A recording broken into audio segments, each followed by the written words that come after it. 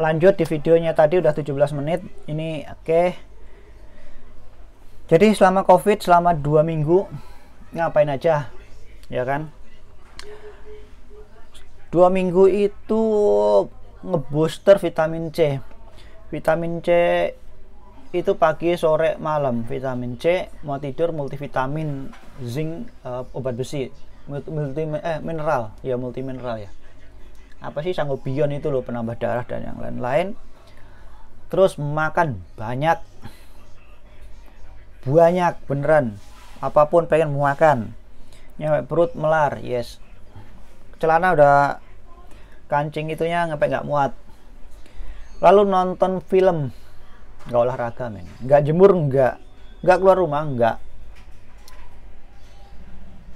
Ada berita negatif, ketawain aja. Ada ngasih orang artikel abis ini intinya mati, sudah ikhlasin aja. Nggak butuh kayak gitu. Poin satu gini menurut saya ya. Ini penting banget ya, bukan kok menjelekkan ada orang. Ada teman, ada siapapun itu, kalau udah COVID, sebaik-baiknya temen lu itu nggak bakal ngedeketin lu. Serius. Itu realita. Dan lu akan disajikan artikel-artikel yang menurut gue busuk. Kita tahu kok kalau COVID ini bisa memicu komorbid yang mematikan, ya itu tahu semua, dan ini bukan hal baru. Di awal corona bos saya meninggal, bos gendut. Itu sedih banget, itu pukulan telak banget menurut saya. Gila beneran, saya udah bertahun-tahun sama beliau. Nggak tahu kenapa di hari terakhir mungkin dia beneran ada COVID-nya atau enggak, karena waktu di awal corona nggak ada istilahnya tesnya itu secepat sekarang. Antigen atau apa, PCR itu langka, hanya di rumah sakit, hanya yang dicurigai saja. Oke ya, ini paham. Dan di saat itu saya sakitnya biasalah kena hujan, tipesnya kumat kayak orang ngedrop langsung, dan dipaksa kayak orang bodoh sayanya ke rumah sakit buat PCR lah, antigen lah, dan yang lain-lain tanpa dijanjikan klaim biaya atau yang lain. Dan di situ tuh sulit. Lo keadaan ngedrop, suruh ke rumah sakit, ngantri dan yang lain-lain, nyari. Inget, nyari. Pastikan gue itu oke, baru boleh masuk kerja. Satu ruangan dikasih yes kayak gitu, dan akhirnya ke rumah sakit ketemu dokter dan bercerita, tahu nggak apa, jantungku kayak meledak rasanya bro. Tekanan, sakitnya nggak berapa, tekanannya berasa banget. Bercerita saya ada kontak orang yang terindikasi COVID dan meninggal, tapi kan datanya kan nggak tahu. Saya cuma bisa ngomong terindikasi COVID karena PCR waktu itu kalau nggak salah keluar sekitar 1 minggu itu baru ketahuan, dan saya pun nggak langsung dikasih tahu kalau itu beneran COVID, dan dokumennya saya nggak pernah lihat, nggak pernah ditunjukkan atau apa, karena dikonfirm itu COVID by phone kalau nggak salah waktu dikabarinnya itu dari dokter. Apakah itu meninggal dengan COVID? Iya, dikonfirm seperti dari pihak manajemen. Oh langsung gitu, langsung beneran gila. Itu nggak bisa tidur, makan nggak enak, kepikiran, karena waktu itu beneran saya itu demamnya apa nggak tahu, kan nggak ada termo, dan keringet dingin terus setiap malam. Terus rasanya hilang baal, tapi kalau penyembuhan nggak tahu, pokoknya demam, pusing, badan nggak enak banget, lemes, gak kira-kira, lalu badan tuh kayak diremek bro, rasanya gila, sakitnya banget gak kira-kira. Emang saya sakit yang seperti itu, tapi nggak berhari-hari waktu itu.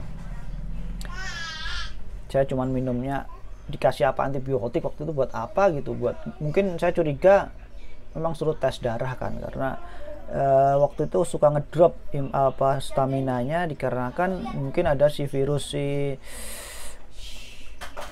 yang selama ini nggak hilang, jadi waktu pas ngedrop dia nyerang tipesnya ini. Ya sudah, antibiotik selama 4 hari dikasih dari rumah sakit, minum, ditanyain karena situ virusnya banyak waktu tes darah kan di rumah sakit.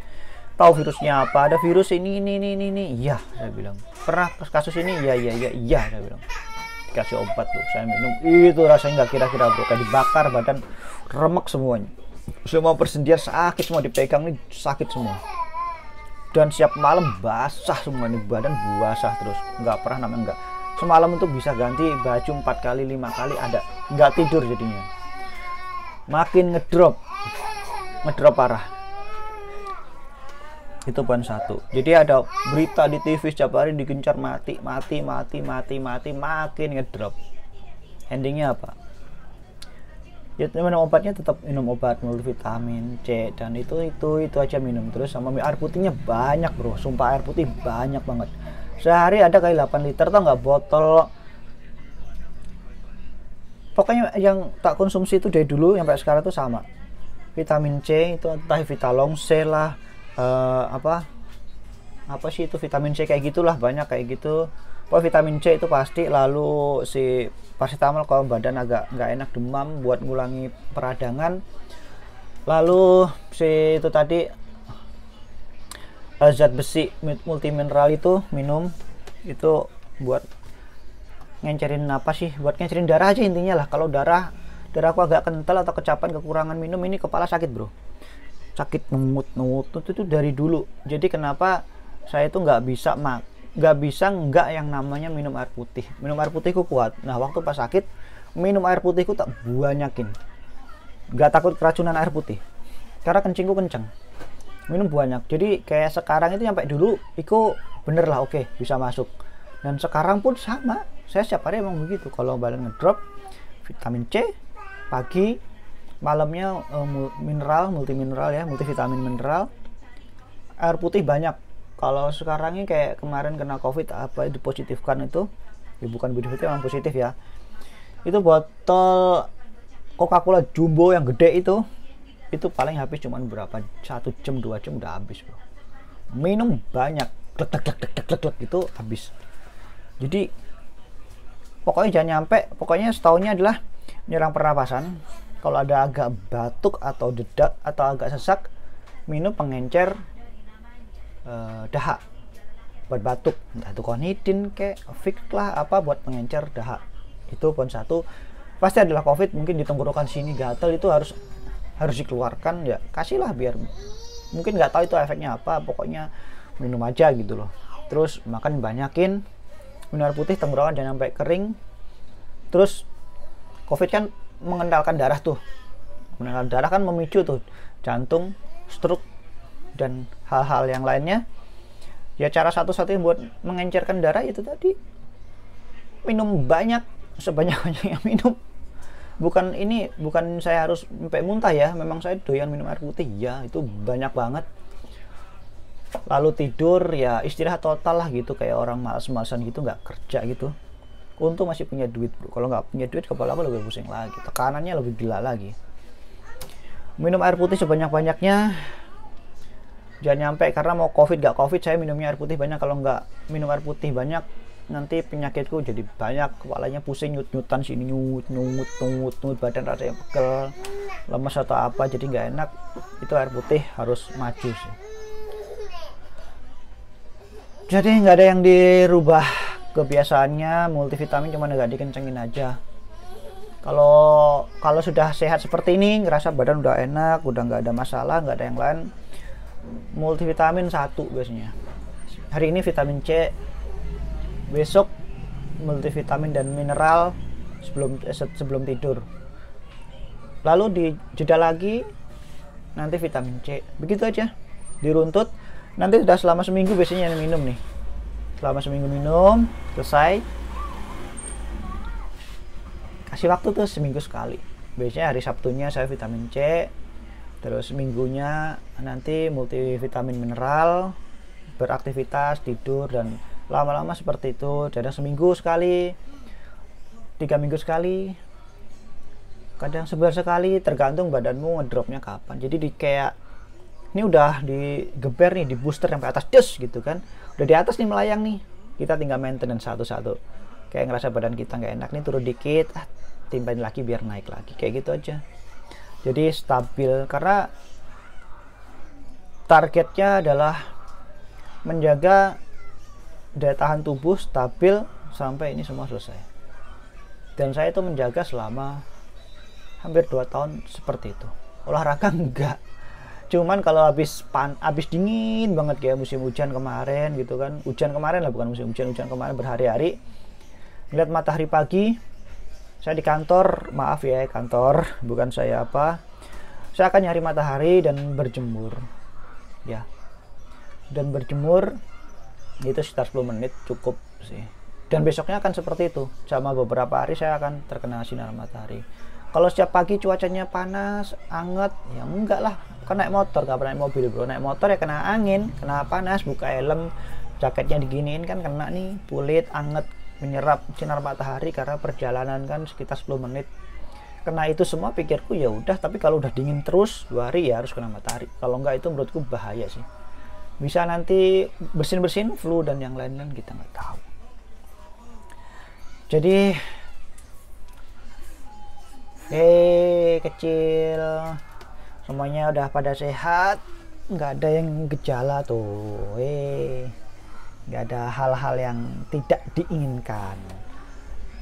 Jadi tetap jaga kesehatan ya, meskipun pakai masker. Saya tuh di kantor pakai masker tapi tetap ada celahnya ketika kita minum ya kan, entah itu virus melayang-layang di udara dalam ruangan. Kita satu ruangan tuh ada teman, meskipun teman di swab negatif kan, negatif itu karena jumlah virusnya nggak banyak. Entah itu sekarang kan detailnya ilmiahnya saya nggak tahu ya, CT sekian itu menularkan atau enggak, itu belum terbukti jujurnya. Intinya kalau CT sekitar kurang dari 30, kok kurang dari, makin gede katanya lebih besar atau lebih kecil, itulah pokoknya.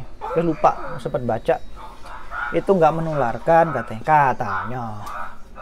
Tapi kalau udah pasti di antigen positif itu pasti menularkan.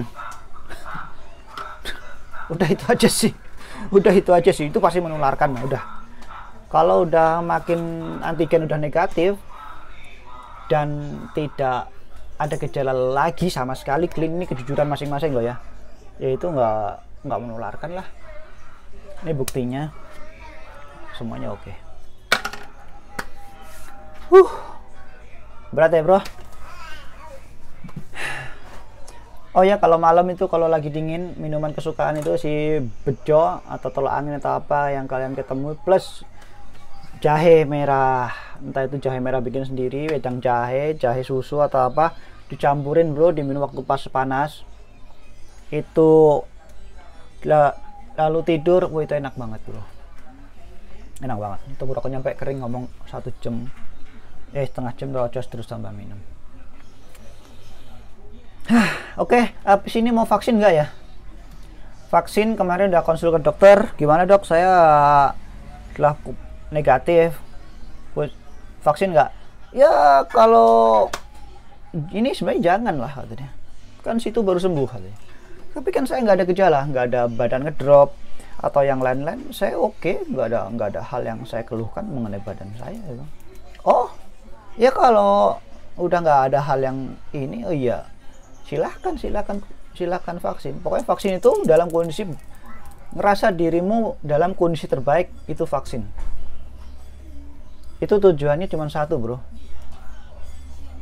Mudahnya ini nih, maaf ya, ini bukan dari sumber atau apa, dari banyakan ngobrol. Kalau menurut saya ya beropini lah. Vaksin itu kalau dalam kondisi best terbaik, imun tubuh akan mudah terbentuk bro. Mudah dilawan, virus masuk, tubuh oke, semua oke, serang, cus, selesai. Tapi kalau dalam kondisi yang ngedrop, tubuh lu ada virus, ada perlawanannya lama, sakitnya jadi lama, berasanya lama, ada ngilu-ngilu lah, meriang-meriang dan yang lain, itu akan berasa banget.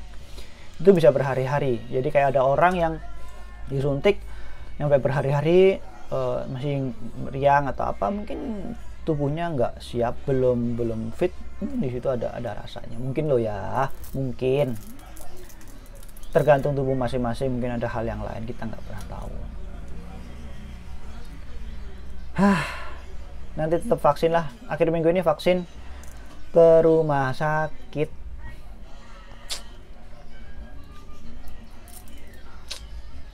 ke rumah sakit, hal yang paling tak hindari banget. Kemarin ke rumah sakit aja waktu pas awal itu COVID itu, paginya sebelum dites itu kan malamnya COVID, paginya ke rumah sakit, lihat buset antrinya panjang dan rame banget. COVID-nya nggak seberapa, di sana nanti terinfeksi lagi, saya kena COVID lagi coy, karena nggak jaminan masalahnya. Sekarang tes negatif, besok positif itu pasti. Jadi nggak usah berharap lah sekarang negatif besok negatif lagi, itu itu impossible. Sekarang itu harusnya lo meriang-meriang, flu harus antigen, itu wajib sih, biar lo melindungi diri lo sama teman-teman lo. Jangan ngerasa ini cuma flu biasa, itu bullshit lah. Gue muak dengar kayak gitu mah sebenarnya.